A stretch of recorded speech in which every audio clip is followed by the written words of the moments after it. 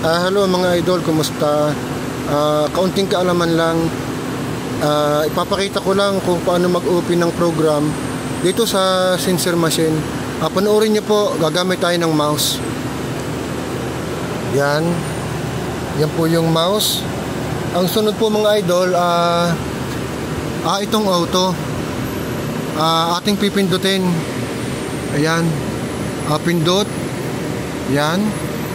Ang sunod po mga idol, yan pong open, saka yung view. Atin pong i-click yung open. Yan, click.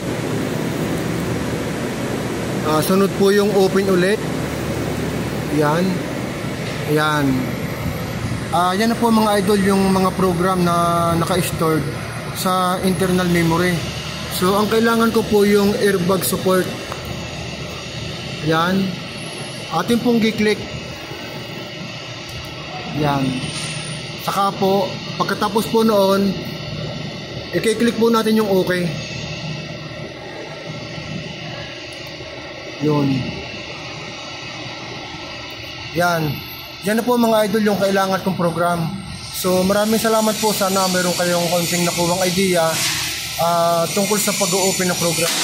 Sige po mga idol. Bye bye po. Bye bye.